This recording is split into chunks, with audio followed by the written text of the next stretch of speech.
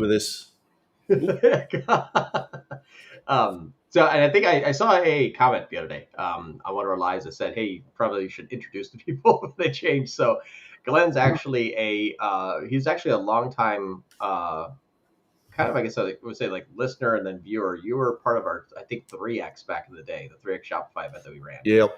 And then it was in our mastermind, and then you're here. But he's was a previous Google Ads guru and one of our strategists, and then also runs our specialist department. So that's who Glenn is, everyone. And no one else, for some reason, no one else wants to do this, John. Well, yeah, I think it's kind of like, and I hate to say this, but it's kind of sometimes just rapid fire with John. So It I think is. that's partially, yeah.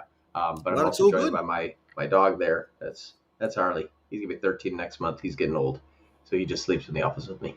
But cool. I see already some chats rolling in, which would be fun to do. So let's kind of dive right in. I saw Joe. I think we might have had it cut off though. It says same category product. Product is about 25% more expensive. Product B. I wonder if that was from like last week or something, or 2 weeks ago. I don't know.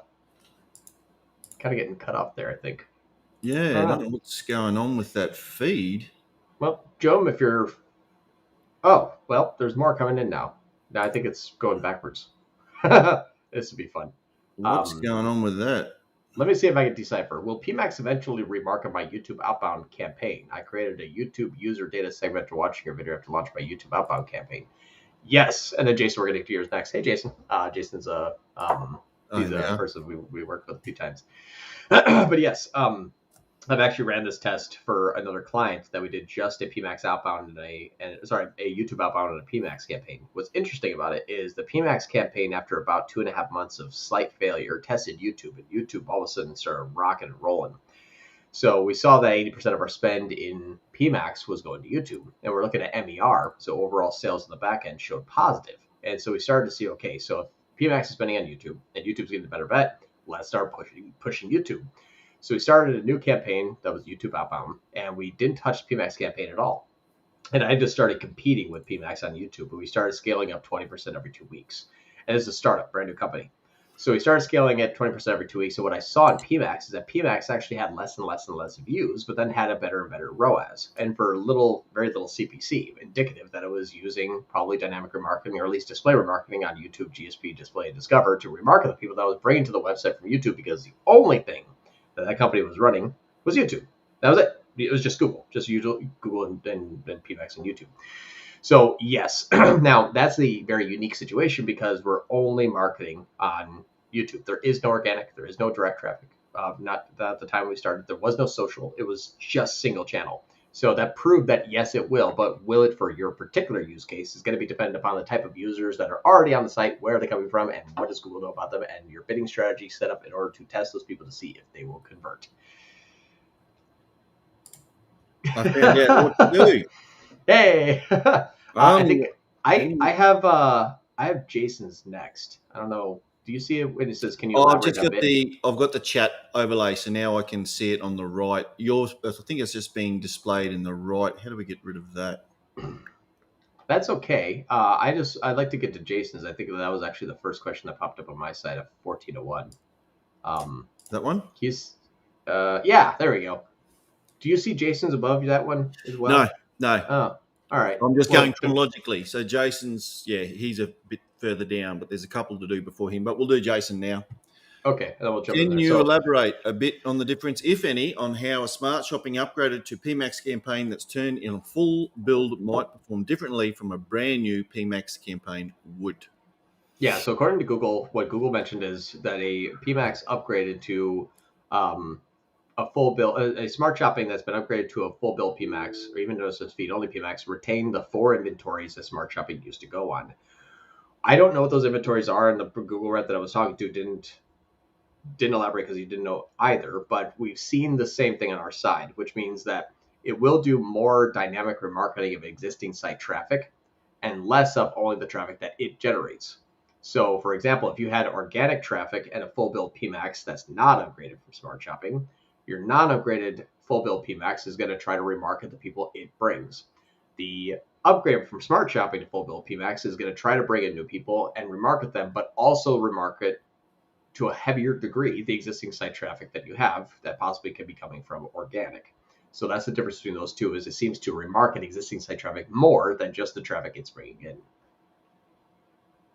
There's a follow-up from Jason. Will they go after new cold traffic the same if audience signals, etc., the same, which is better long-term? Scaling business. So audience signals have become actually less and less and less effective inside of PMax. What we found, and through a few studies I've actually seen other people find online as well, is that if you have one asset group and you add 3 more, if you had 100,000 impressions, your 100,000 impressions going from one asset group simply turns into 25,000 impressions in 4 asset groups, because they overlap enough that Google is simply just going to split traffic. And now it's a difference between what ad copy is working. So it's not necessarily the signal, because the signals overlap. That's why when you go into your asset groups and sort of full build PMax, you see that the one search term matches like 47 different asset groups. It's all the same. So the signals are waypoints for Google, but it doesn't trump the user, what Google knows about the user, what's on your site that could be applicable to that asset group, because they're all using approximately the same type of pages, because the theme of your clients is very similar and the theme of your products is very similar.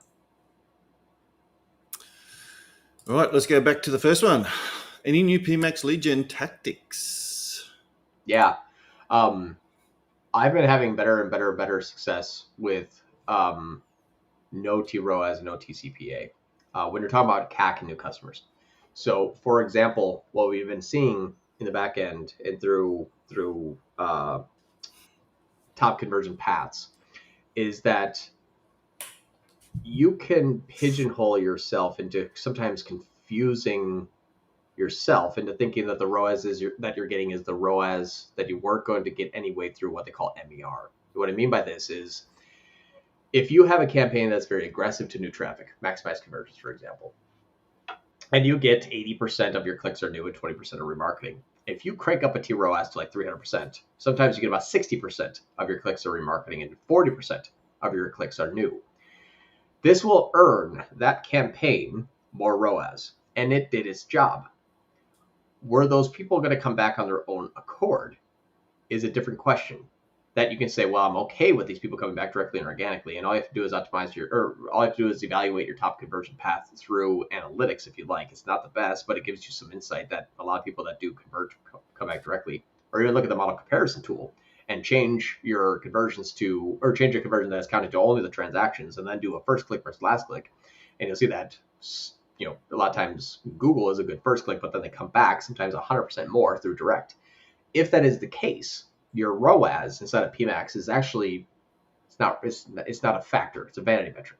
It means, did I earn the first click, the second click, the third click, and the fourth click, and earn the campaign ROAS in that campaign? If so, that's your 4x. But if you earn the first click and maybe the second click or just the first click, and they came back directly and organically, the ROAS in that campaign might be a little bit lower because Google can't see all those return traffic, but you win overall.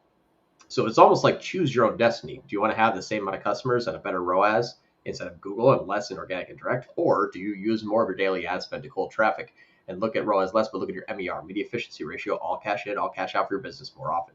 So that's the lead gen, the lead gen tactic. I would say is to look at, not, I would say ROAS, even CPA, is to look at, if you're using a tCPA for lead gen, sometimes you're over remarketing to the same users that you're going to get anyway. And it's the same for e-commerce. It's the same exact thing. The other thing that we learned for specific to lead gen is going to be Google actually mentioned on a call. This is the largest team in Google, and I verified that with another Google rep. I'm like, this guy says he's on the largest one. What do you think? He's like, oh yeah, what's his name? And I looked him up. He's like, yeah, he's on the largest team. What he said is PMax lead generation will absolutely not work unless you're doing OIC, which is offline importing of conversions.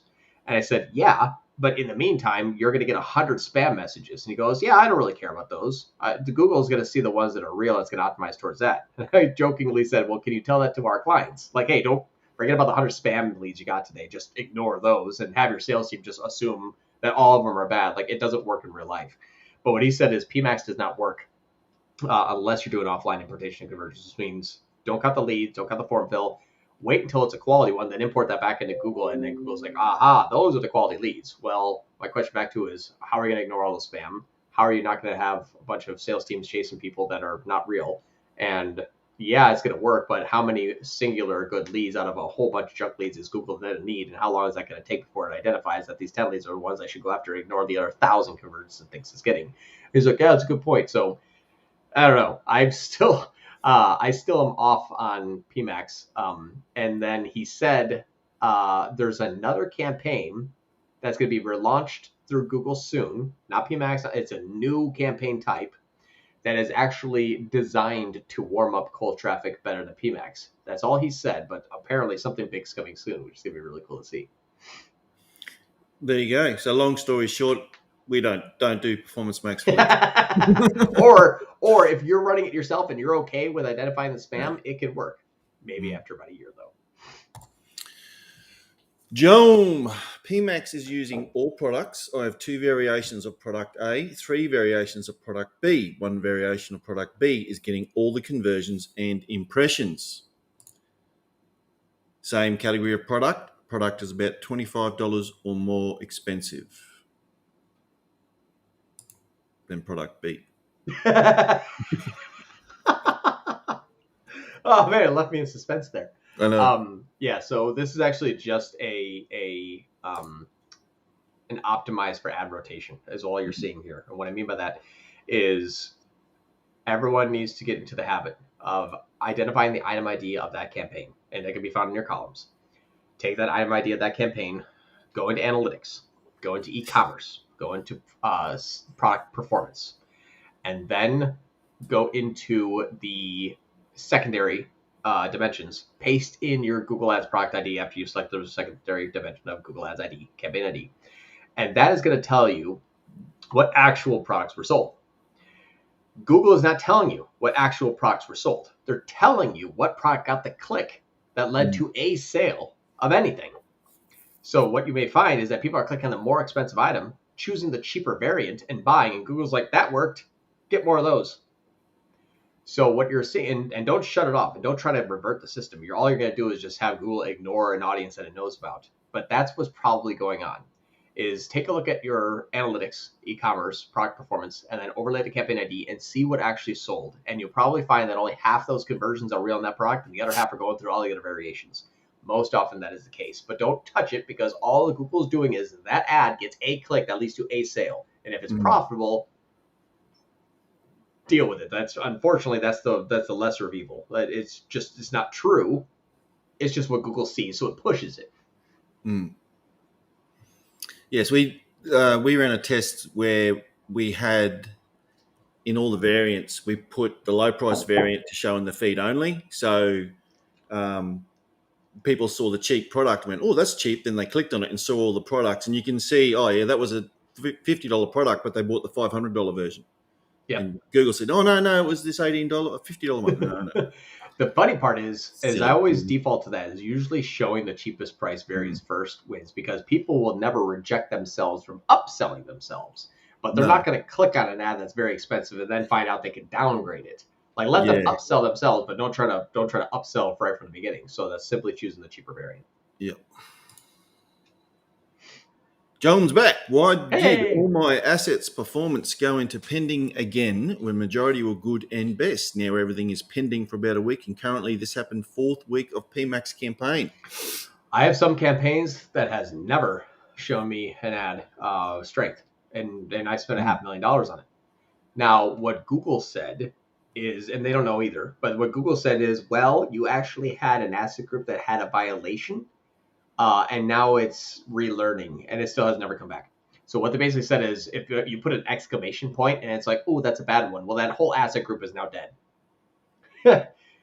So I don't know if and it's any violation. HIPAA, privacy, exclamation point, too many caps, literally anything that's not perfect will reset that back into pending.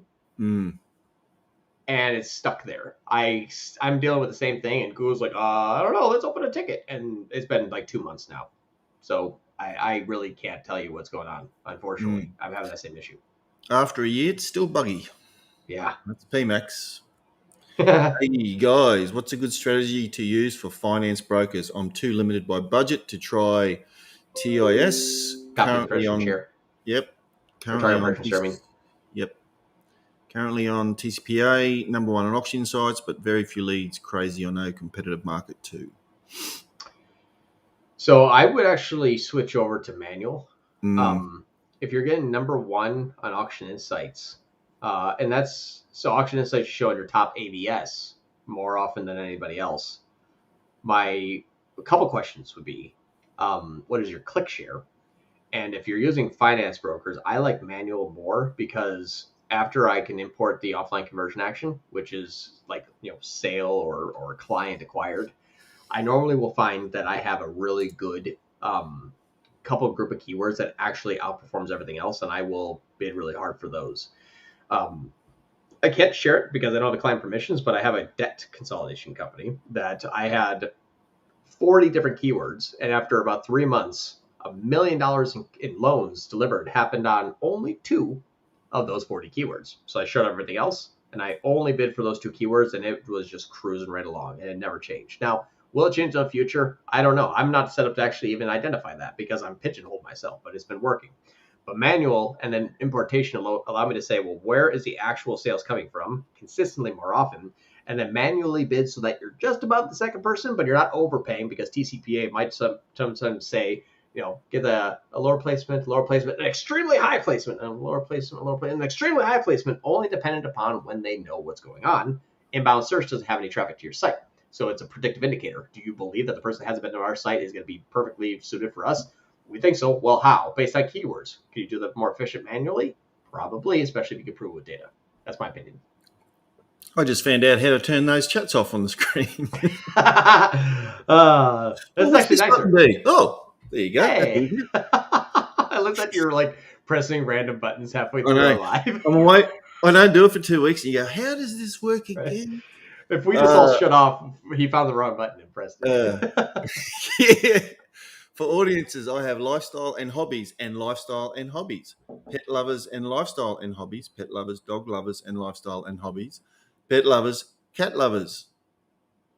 Is that a bad way to organise the audiences? Should I just put lifestyle and hobbies since everything within that category? Thanks. Man, I'm in the same predicament right now.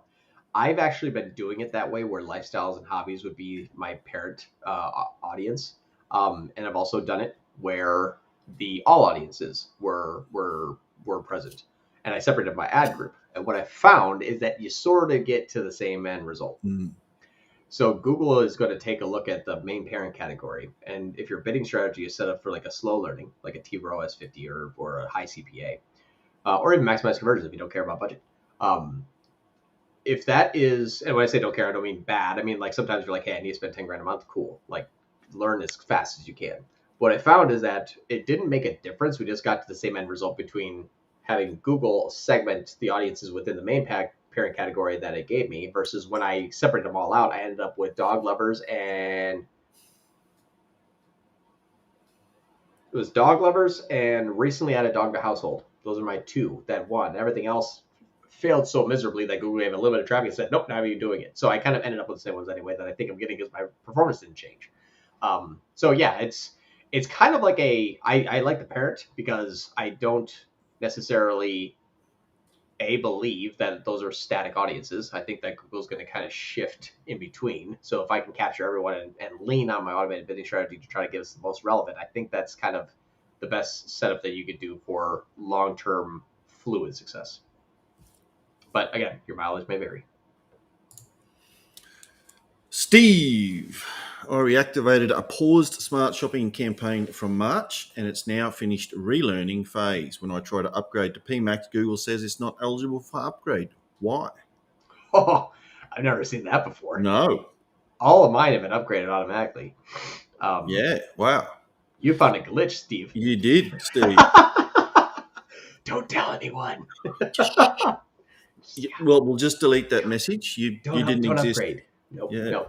No, but it may actually be that it was upgraded for you. I'm not saying that it's not still a smart traffic campaign, but I wonder if it's been technically upgraded the backend. It just hasn't been like refreshed in terms of name and campaign type. That also could be what's going on. Yeah, generally you don't have an option. It just happens. Joan's back. He's getting his money's worth today. Our site link assets don't have clicks or impressions. Everything is eligible and GMC has no issues. PMax campaign is eligible and excellent. Our listing groups show impressions and clicks. Could be also placement. So your site links are only really going to show up when you're number one. That's typically what happens. So but what my first thing that we'd have to verify is, are you actually getting like a number one placement for the keywords that it's bidding on, essentially, for example? Or you're showing so much display and shopping that you actually don't have site links because you're not really on search. Or when you're on search, you're too low. There's a few things that I'd have to look at first, but just assume that site link extensions don't really show up unless you're actually number one. That's why you don't really see number 2 and number 3 and number 4 ads on top of page have site link extensions. It's always the winner. That's how Google rewards you for giving them more money. But since PMax is pretty much everything, I mean, you could be spending 40% of your budget on YouTube, 10 on display, and 30 on shopping, and you never know. So that's the thing, is do a little bit of internal searching and see where your ads actually being placed. And if your ads are actually showing up with extensions, then there's probably just a reporting error, and reach out to Google and say, hey, why is that showing 0? But if you find that you're not number one, that would be a reason why. Would the account, if there was account level extensions, would they be overriding the PMax extensions? You mean like inherited from the asset group versus from the account? You know how you can put extensions at the account level, so they just go across everything. I have found that they don't override; they just flip flop. So yeah, so that could also be the thing as well. So check if your site link extensions inside of your asset group aren't showing, but you don't have account, then yes. But if you have account, that those are showing up for sure. Yeah, that could also be another scenario. Great idea.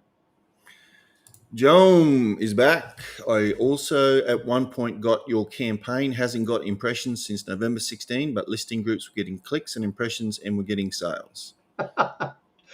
It sounds like an error. Like I had an error yesterday where I upgraded the TCPA to $36, and my limited by target recommendation says, hey, you should increase your TCPA to 29. I'm like, I'm at 36. And after like 15 refreshes in an hour, it finally resolved itself. But I kept reapplying the same change. And I'm like, I emailed the client. I'm like, don't worry. Here's what it's asking. Here's what we actually are. It's an error. So I don't know. Google, I think, is just becoming more and more like a small business startup that no one knows what they're doing there. In the top, in the settings, there's a little question mark. Click on that. It says help, and type in there, go home, Google, you're drunk. Yeah. And see if you get a response with okay. Motivational mindset. Hey guys, great stuff as always. Do you see any advantage to running PMax campaign for a personal injury law firm, or will it get too many junk leads? No, it's funny you say that. We actually are taking over a personal injury law firm that is running PMax and wants to switch over to us and is signing contracts now. I met with him for an hour and a half yesterday, and I said, hey, before we start, let me just guess, you're getting a whole bunch of junk calls and junk leads? He goes, yeah. I'm like, I know, you're running PMax. So that kind of tells you, it's PMax is bad for lead generation. It's they can't figure it out, and I'm not running it at all. No, I don't think we've got one campaign across any of our clients that are running PMax for lead gen. Out of 200 of them, we're not running any. Joan, will adding new keywords to audience signal and adding more interest demo make PMax go back into learning? Will we see our sales drop significantly during the learning phase? Nope. No, what's nice about it is your bidding strategy saves you here. What's nice about this, even maximize conversions saves you here. So the maximize conversions, for example, is going to say, how do I get as many conversions as possible to the daily ad spend? Well, it can't start dipping conversions. That's opposite of what the bidding strategy is trying to do. So I'm not saying that it won't happen. Obviously, it will happen with changes in stock, out stock functionality of the campaigns, seasonal, whatever it may be. It will happen, but it's going to try not to, which means it's got a built-in kind of safety net. Now, if you take off a TCPA, you got to give it a long time for that maximized conversions to really come back and actually be efficient. It's going to start spending wildly because it's testing. But what's nice is if you add in more interest in demos, what it actually is going to do is you got to think of a Venn diagram in Performance Max. If you have more than one asset group, you have seen this. Everyone has. I guarantee you everyone has. And if everyone looks at it right now, I will be right. When you look at a search term any search category, I guess I would say in the Insights tab, if you have like 10 asset groups, it's going to say that search term matched to 10 asset groups, all 10. And then you'll have more all 10s than 9s, 8s, and 7s, and 6 because they overlap. The Venn diagram of targeting that PMax does is say, if I add one keyword, it's like I have 1,000 people. If I had 2 keywords, it's like I have 1,100 people. If I had 2,700 keywords, it's like I have 1,400 people. So because it's like broad, it's like how many additional search terms can you get if you add one more broad match? Not really, because that was already being matched by 17 other keywords because they're all broadly related. So when you add additional targeting, all that does is basically said, okay, I found maybe a few more people that I didn't see before because they're not similar to the people that I'm going after. If that is the case, though, what you did is you added something such wildly different than what you were going after previously, that wouldn't make sense for you to do so. No one types in like dog bed, dog beds, variations of dog sleeping apparatuses, monkeys. Well, that's weird. Now you're going to see a whole bunch of junk traffic. But if you had like a different variation of dog bed, like most comfortable dog bed, it's like, yeah, that match also the person of dog bed. Like, thanks, I already have that person. I may have found a couple other more that I didn't find before, but it's not going to wildly throw off your campaign. And Joan has continued. For example, if we are averaging 10 sales a day, not in learning, and we go into learning, we see like 2 sales. And would you recommend making changes now in Q4 to campaigns? Is it too late? Because it will trigger learning during peak sales period. Our PMax campaign is approaching its 6th week. Don't make too many changes. Oh, good. 6 sales on Saturday, and the next day Sunday. Yeah, got it. Where are you located, Joe?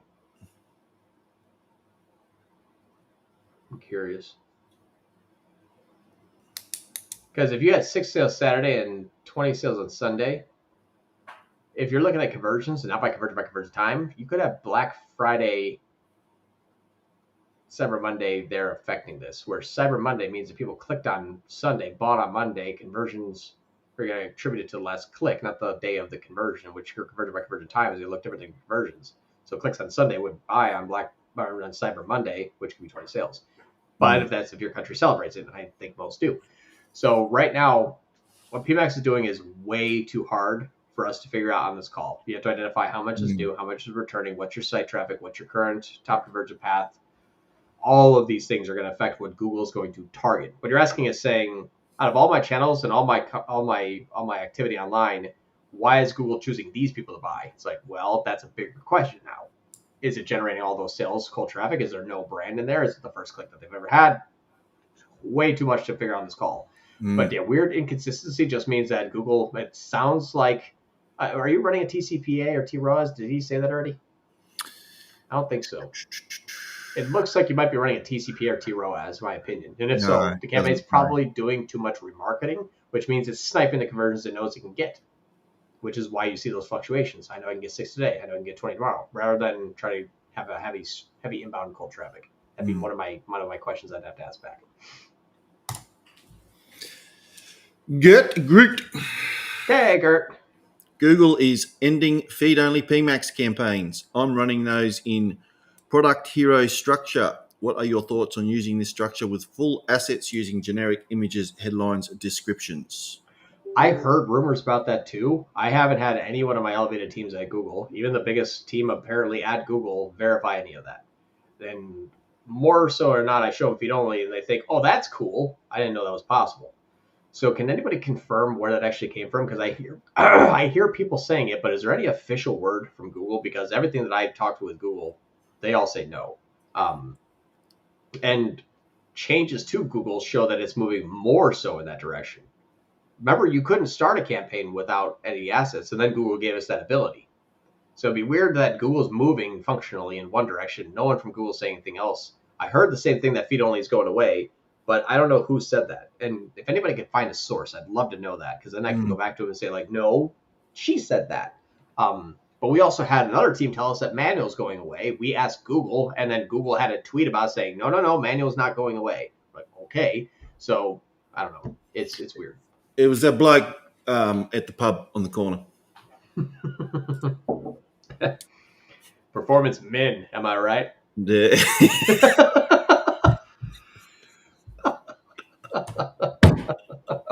That's good. I like that. Hey.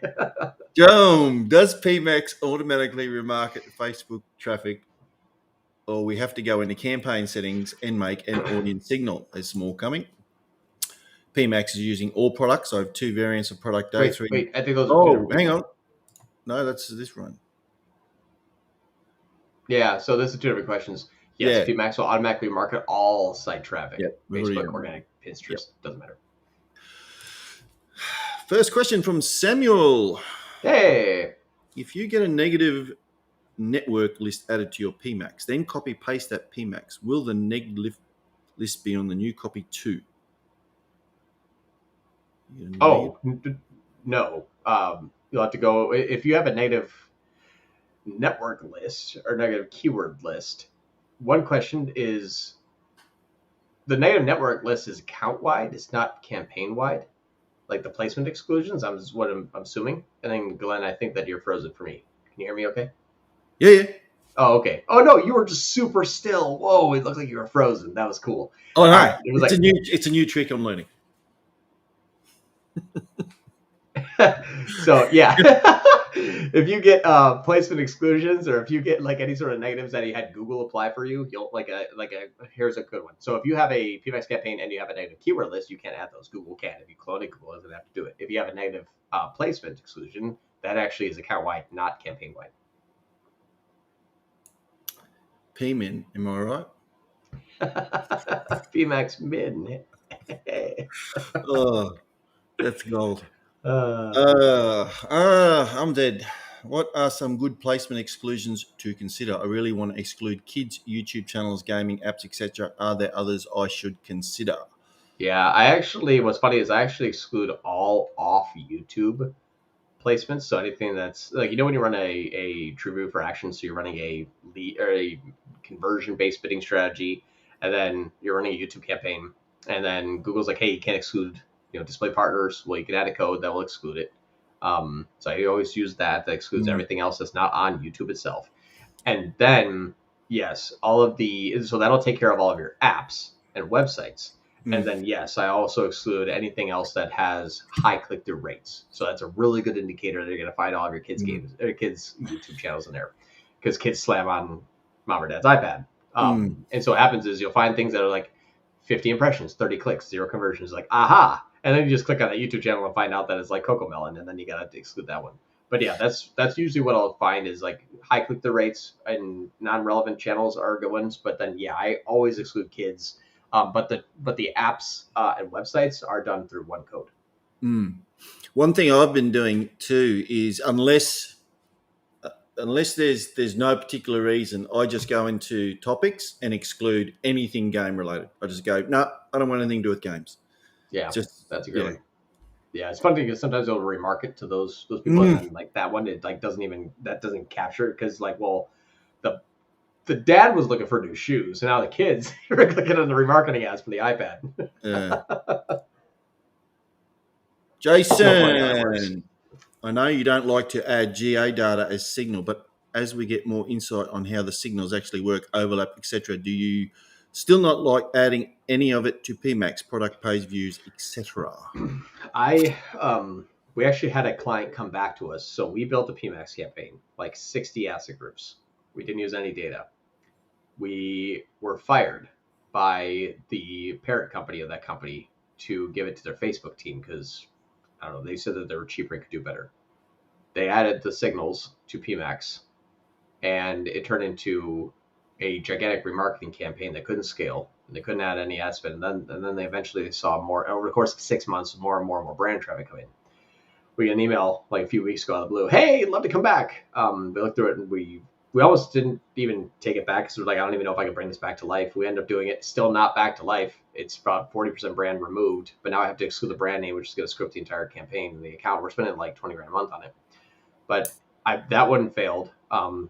We had another very large client that we added a simple just remarketing of some page viewers of a pretty popular page, and then that was a big one. We ended up screwing up probably about $250,000 in spend to our own brand name because we had one of the 16 asset groups have an additional signal of page viewers that just scooped up all the traffic from that page.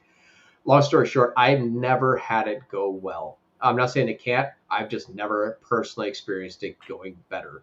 So I know, Jason, something we've talked about a few times. I still don't have a use case for it. I still have been testing it, and I still have taken on clients where that I can't say the name, but Glenn, that $350,000 client that we got this morning that was on our meeting, that one was because they were using their data. And I was like, hey, your new customers, if you look at analytics and actually importing analytics, just the columns, you can see the percentage of new customers or percentage of new users. I'm like, your PMax campaigns are in the 40s. I'm like, that's why you've added 25 grand last week and got 1% less customers or 1% less sales. It's because it was just the same people. That's another one we have to fix. So you're asking me a question here of, is it better? I've taken on about $1 million a month in new client acquisition for us, for our company, based on stopping that, and then gotten customers back because we removed them. So again, never seen it work better. Jason, our web business is really small and separate from our main customers who actually don't use our website often to place orders. I'm sure there's a follow-up here, but I can't see it.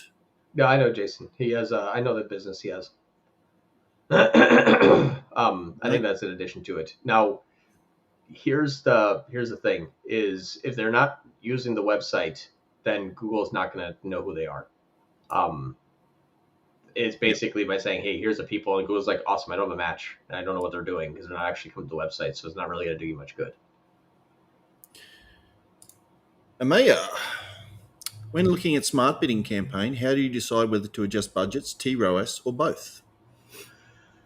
Usually it's going to be dependent upon the new versus returning traffic.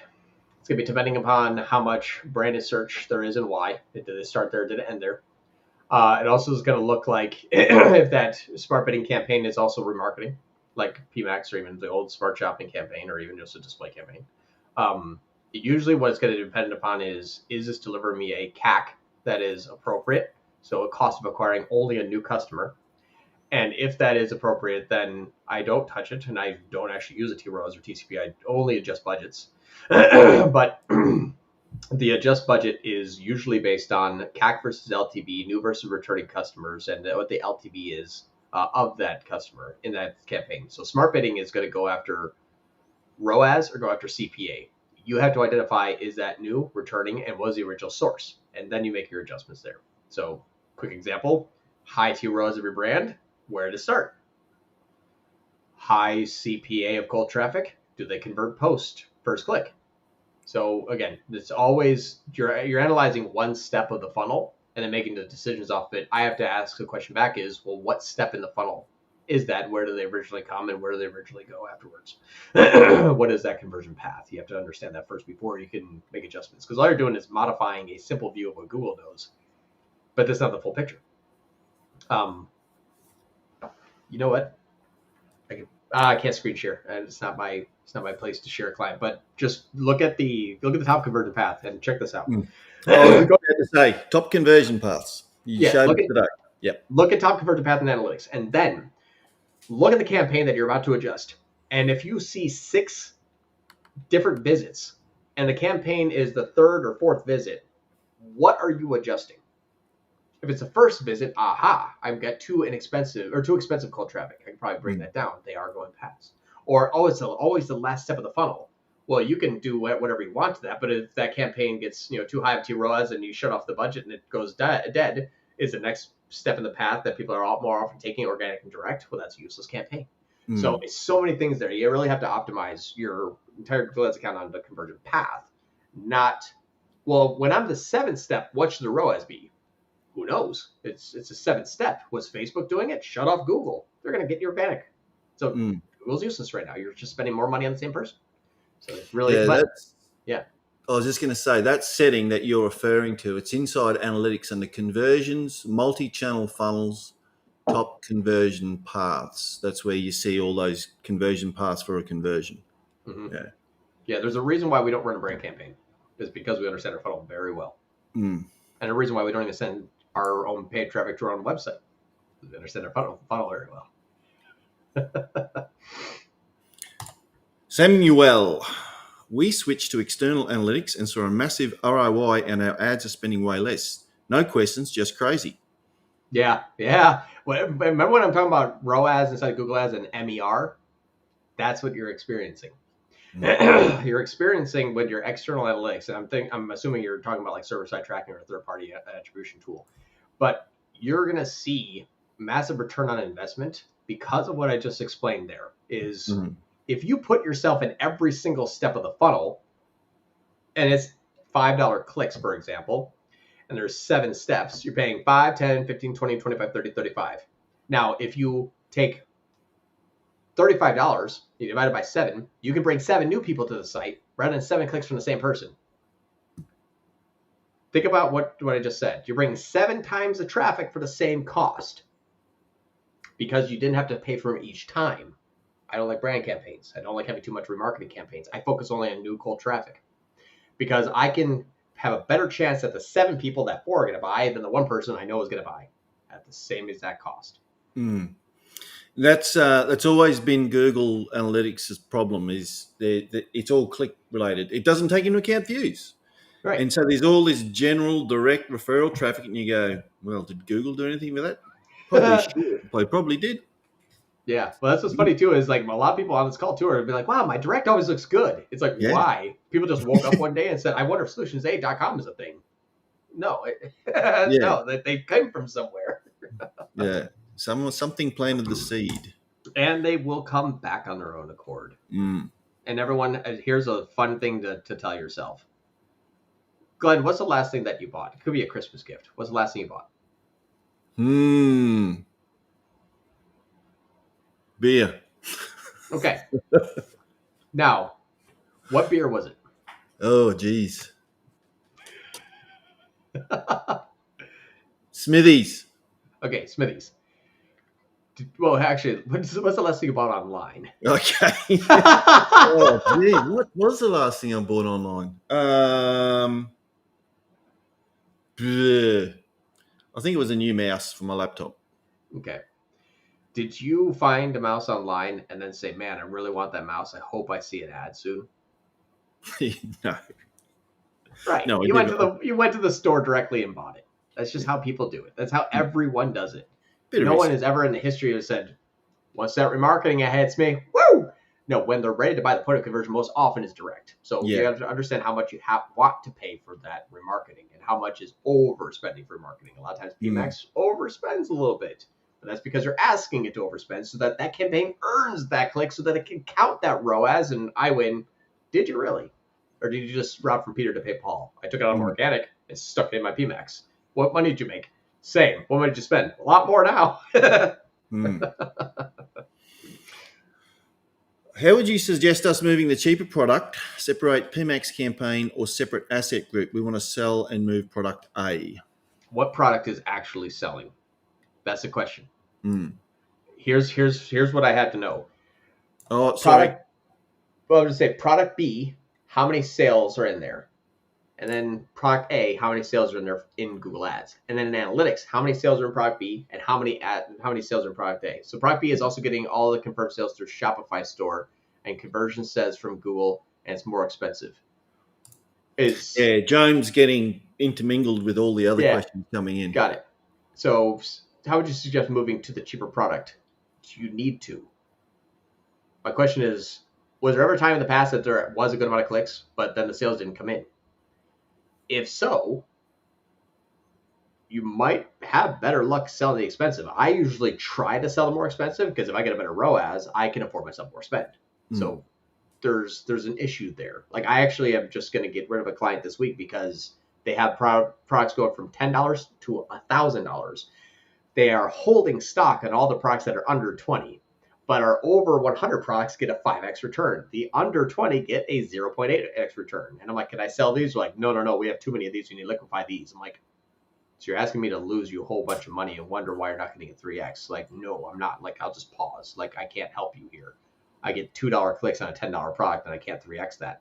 100% conversion rate every day is not possible. So it's just, I like spending the more expensive products. I sell $300 hammocks at a 3 and 4x return daily and $5,000 a day. Like, I don't want those to get cheaper. When they run sales, I'm like, crap, there goes my ROAS. And what do you think about a low bids catch-all shopping campaign running alongside PMax and brand campaigns? I like your thinking, but here's the problem: is the PMax campaign, if it does have a feed included, is not going to run alongside your shopping campaign. PMax just takes priority, so you have to choose: am I running a PMax? Am I running a PMax no feed shopping, or am I running a PMax with a feed and I can't run shopping? Ahmed, John, to follow up your question, the click share is 32%. What was Got it. So you actually have more room to grow probably in daily ad spend and bids. So I would run manual, because that is going to be a very expensive game to play if you're just going to kind of crank things up without knowing where to put that money. You can save yourself 90% of your cost by saying, okay, what about these two keywords that have generated 60% of the conversions? If I crank those up, do a better placement and earn more placement, does all of a sudden my lead flow increase? So my opinion is it seems to be pretty expensive, pretty competitive market. Also, though, make sure your marketing is in place, because no matter what you spend and what placement on that first click, if you don't have anything trying to bring them back and they're not coming back on their own accord, like you said, they have low volume, it may be that you're also being a person to be considered, or your company or your client's a client to be considered from its audience.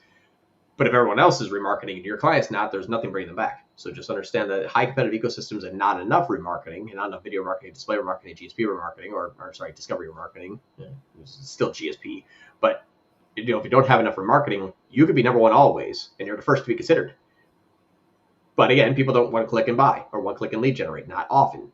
So you also may have to bring those people back in a fairly competitive ecosystem. For example, I spend $3,000 a day on YouTube ads for Solutions 8, but we also spend a high amount of money on display remarketing and YouTube remarketing, and that doubled our lead flow. So just know, because Google Ads agencies were a dime a dozen to the average user, until I get you hooked in and understand that, yes, we do know what we're talking about, and I can prove it to you with high amount of remarketing and engagement. And they're like, wow, you must be amazing. And then the lead flow comes in. It's like, I've been watching YouTube channel for 3 months. Can we hire you? It's like, sure. It's exactly what I wanted to have happen. I would earn your trust first.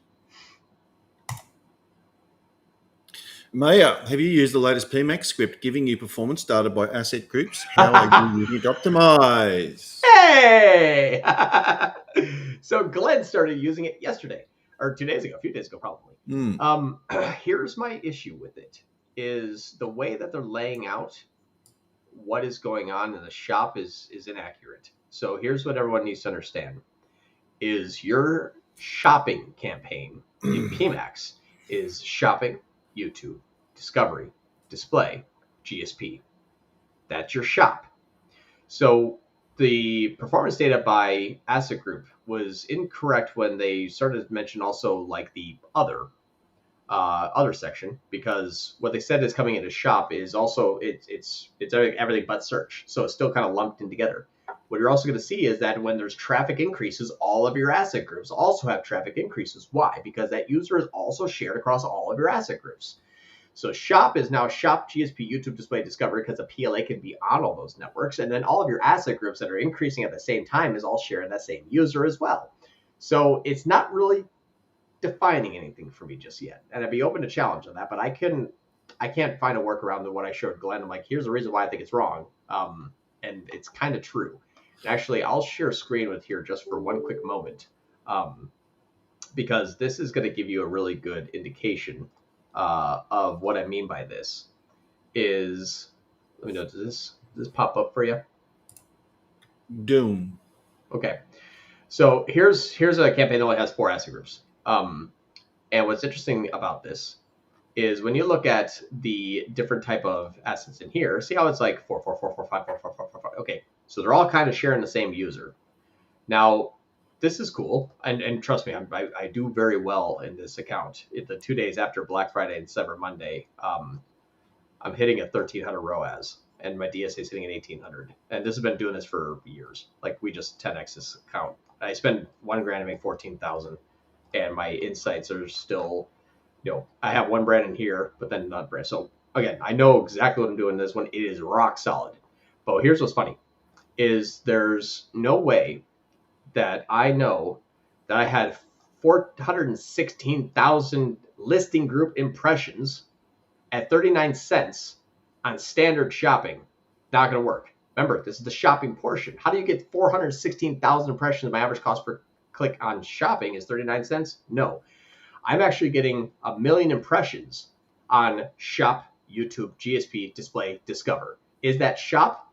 No. That's shop, YouTube, GSP, search, display, or display, discover. That's not just shop. So that category is saying, here's what your shopping is doing. Understand that that's cold traffic and remarketing on 5 channels. I don't know if that's clear to anybody else but me. That just doesn't seem like a way to measure your shop, in my opinion. Yeah, and it makes sense. And that's basically what you're trying to say is when you're running like a display campaign and you can attach your feed and someone clicks on that feed ad in display, that is shop. Shop. That's right. And so that script, albeit fantastic, is only 100%. grabbing the data from the Google Ads API. Google has not given us the breakdown. Okay, yeah, that was a shop click, but that was in the display network. They're not telling us that. They're just saying, oh, that was a shop click. Yeah, but where? Right. Where was that shop click? Was it in search? Was it in YouTube? Was it in display? Was it in discover? That's what we don't know. I still think it's good. I think it's laid out very well. My only suggestion would be to not make very expensive decisions off of it because it's still a little vague in my opinion. So it's not me bad mouthing it. I just get very nervous when something looks to be really, really handy, and it is, and it's really good, and it is. I'm not bad mouthing it at all. I just get very nervous where it's like, oh, was that shop? Because here's an example: is if you look at that report, if you tripled your Facebook traffic, your shop is going to look like it's doing better. What decisions are you going to make off of that? Is it shop actually doing better? No, it's remarketing. What's that traffic? Not from Google. So just be very, very mindful. Know your conversion path. I can't stress that enough. Yeah, and even if you watch that video, even Mike Rhodes, he says, hang on, this, I love, if you watch the video, he goes, Mike Rhodes goes, PMax is like, oh, squirrel. Oh, squirrel. Right. And that's what it's like. He says he sees these spikes and then it comes back down and a spike. And you go, is that machine learning? Here's a perfect way to verify this. If your PMax campaign spiked during Black Friday, Cyber Monday, and it came from shop, and those are low CPCs, you remarketed to all the people waiting to buy that day. Is that cold traffic that you can scale? Nope. Can you add more budget to it? Nope. So what decisions can you make off it? That's all I'm saying. Don't make expensive decisions off of it unless you know your conversion path. When you look at the layout, you go, wow, this is great. It's a great visual instead of looking at these big chunks of numbers in Google Ads. But then you look at it and go, well, what do I do with it?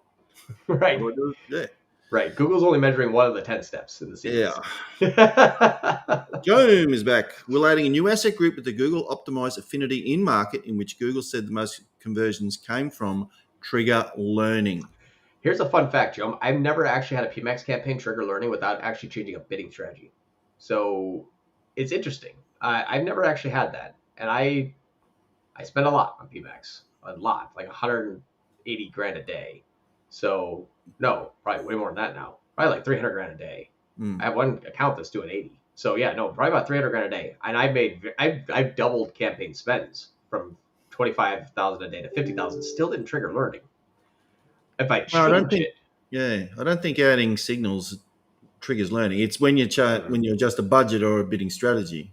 That's the thing is I haven't never even had a budget trigger learning. It's only been a bidding strategy. Yeah, true. Which is really crazy. So I know that you're saying trigger learning. Now here's what I know is a true statement from Google, which again, take with a grain of salt. Any changes to the bids, budgets, assets, or signals will be fully realized, like in use and cleaned and operational within 16 days. That's the official statement.